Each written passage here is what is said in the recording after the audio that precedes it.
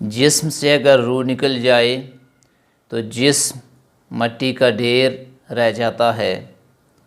پھول سے خوشبو جدا ہو جائے تو پھول کی وقت ختم ہو جاتی ہے۔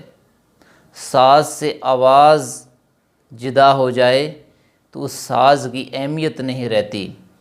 اسی طرح اگر عبادت سے اس کی روح نکل جائے، اس سے عبادت سے اس کی خوشبو ختم ہو جائے، اس کی آواز ختم ہو جائے تو اس عبادت کی بھی کوئی وقت نہیں رہتی۔ اب عبادت کی روح کیا ہے؟ عبادت کی روح ہے اخلاص، تقوی۔ یہ اخلاص عبادت کی روح ہے۔ اگر عبادت کے اندر اخلاص ہے تو وہ عبادت جسم مع روح کی طرح ہے، اس کی اللہ کے ہاں ویلیو ہے، اس عبادت کی رب کے ہاں اہمیت ہے۔ لیکن اگر عبادت بغیر روح کے ہے تو پھر اس کی کوئی ویلیو نہیں ہے، اس لیے کہ وہ جب اخلاص سے خالی ہو گئی تو وہ تصنع کے ضمن میں آ گئی، وہ ریاکاری کے ضمن میں آ جاتی ہے۔ اور وہ عبادت جس میں ریاکاری ہو، جس میں بناوٹ ہو، تصنع ہو، دوسرے رب کی رضا کے سوا دوسروں کو دکھانے کے لیے کی جائے، از روئے حدیث وہ شرک کے ضمن میں آتی ہے۔ تو عبادت کی، اسی عبادت کی اللہ کے ہاں اہمیت ہے، ویلیو ہے، جو اخلاص سے مالا مال ہوتی ہے۔ اب حضور نبی رحمت صلی اللہ علیہ وسلم کے امت کے ایک بہت بڑے ولی گزرے ہیں، حضرت جنید بغدادی رحمۃ اللہ تعالیٰ علیہ۔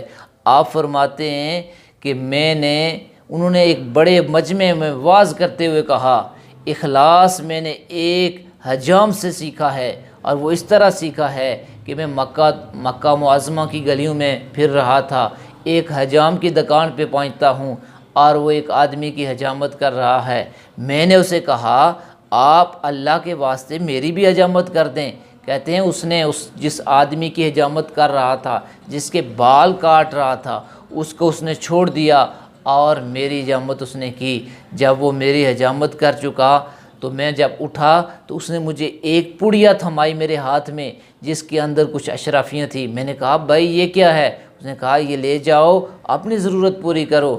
کہتے ہیں میں سفر کی حالت میں، میرے حالات درست نہیں تھے، اور میں نے وہ پیسے لیے، وہ اشرافیاں لی، اور دل میں یہ تہیہ کیا کہ جب اللہ کوئی سبیل لگا دے گا، کوئی میرے لیے آسانیاں ہو جائیں گی، تو میں اس آدمی کا یہ احسان جو اس نے میرے ساتھ کیا ہے، اس کا بدلہ چکاؤں گا۔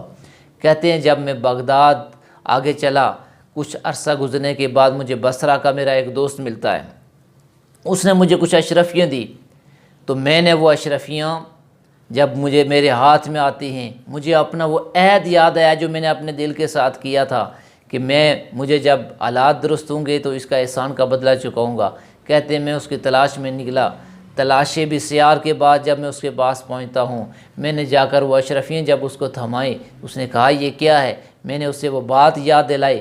اس نے کہا، اللہ کے نام پہ جو کام کیا جاتا ہے، جو للہ فی اللہ کام ہوتے ہیں، جو اخلاص والے کام ہوتے ہیں، ان کا بدلہ نہیں لیا جاتا۔ آپ نے اللہ کے نام لے کر مجھے کام کے لیے کہا تھا، تو میں نے وہ کام کیا، اب اس کا بدلہ تم نہیں، یہ اشرفیاں رکھو اپنے پاس اور جاؤ۔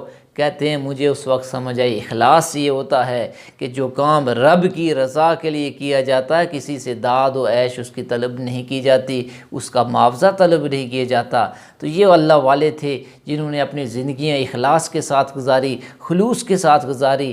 آج رہتی دنیا تک ان کا کردار زندہ ہے، ان کے وہ افعال زندہ ہیں، ان کی مثالیں دی جاتی ہیں۔